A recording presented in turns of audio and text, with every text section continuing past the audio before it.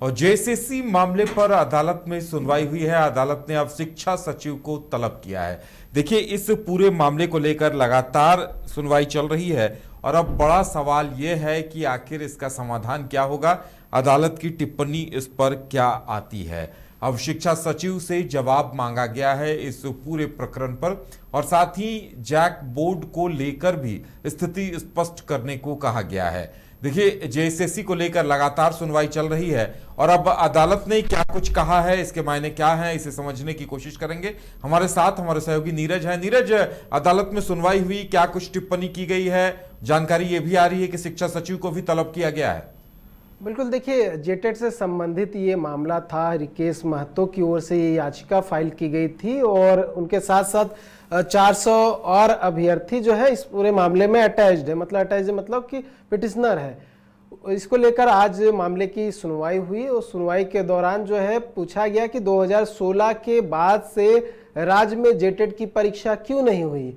ये कहा जा रहा था कि इस वर्ष जो है परीक्षा हो सकती है, लेकिन आज भी इस वर्ष भी परीक्षा नहीं हुई। इसको लेकर जो है याचिका दाखिल किए थे और इस पर हाईकोर्ट ने कड़ी नाराजगी जो है वो जाहिर करते हुए जो शिक्षा सचिव हैं उन्हें तलब किया, या कि कह सकते हैं सशरीर कोर्ट में हाजिरी लगाने का निर्देश दिया है। तो कल हो सकता है कि कोई कड़ा और निर्देश जो है झारखंड हाईकोर्ट की ओर से दिया जा सकता है। साथ ही अगर कहूं तो देखिए, 2016 के बाद से जेटेट की परीक्षा नहीं हुई है। इससे अभ्यर्थियों को काफी कठिनाइयों का सामना करना पड़ रहा है, क्योंकि अभी सहायक आचार्य की जो बहाली चल रही है उसमें अगर बात करें तो बहुत सारे ऐसे अभ्यर्थी हैं जो इस परीक्षा में शामिल नहीं हो पाए क्योंकि उनके पास जेटेट की मान्यता नहीं थी, जेटेट वो सफल नहीं थे। सीटेट, बहुत से ऐसे अभ्यर्थी थे जिन्होंने सीटेट पास किया था, क्योंकि राज्य में जेटेट की परीक्षा नहीं हो रही थी, इसलिए जो अभ्यर्थी जेटेट नहीं दे पाए 2016 के बाद से जो अभ्यर्थी थे वो सीटेट की परीक्षा में जो सफल हुए और चाह रहे थे कि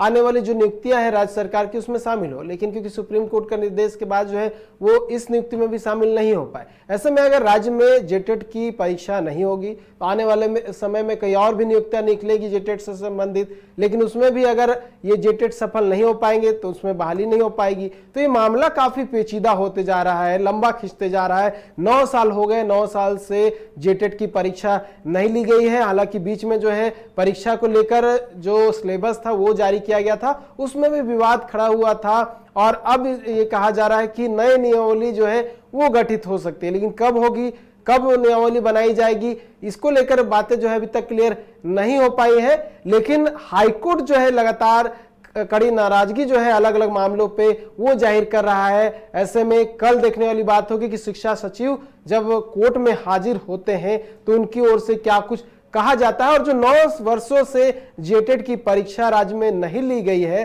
वो कब हो पाएगी और नियमावली को लेकर वो क्या कुछ कहते हैं। उदय। बिल्कुल नीरज, देखिए, नियमावली पे ही पेच फंसा हुआ है। अब 9 साल से परीक्षा नहीं हुई है, कहीं ना कहीं इसका खामियाजा यहाँ के अभ्यर्थियों को भुगतना पड़ रहा है। जेटेट परीक्षा नहीं होने की वजह से शिक्षकों के हजारों हजार पद रिक्त हो गए थे। तो नीरज, सरकार को ठोस जवाब भी देना पड़ेगा कि आखिर वजह क्या रही। अगर नियमावली 3 बार बनी, लेकिन नियमावली का पेच ऐसा क्या फंसा कि आखिर परीक्षा नहीं हो पाई। देखिए, इसी वर्ष जो है जारी किया गया था, जेटेट को लेकर सिलेबस जारी किया गया था, उसमें बहुत सारे विवाद थे।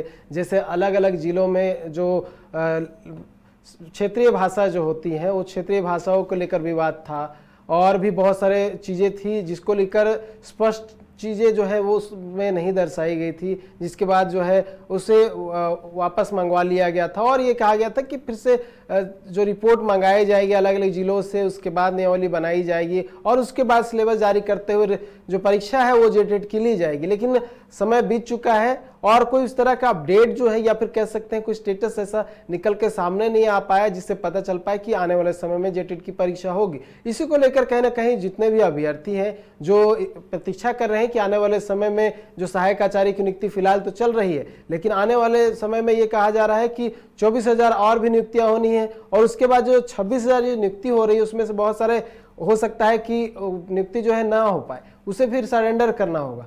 तो उसके बाद वो चीजें जो है ऐड हो जाएगी और उसके बाद भी अगर जेटेट की परीक्षा नहीं ली जाती है और उसमें नियुक्ति की प्रोसेस शुरू हो जाती है तो वैसे अभ्यर्थी जिन्होंने सेटेट पास किया है, जेटेट नहीं दे पाए हैं, तो वो नियुक्ति में वो तो फंस जाएंगे।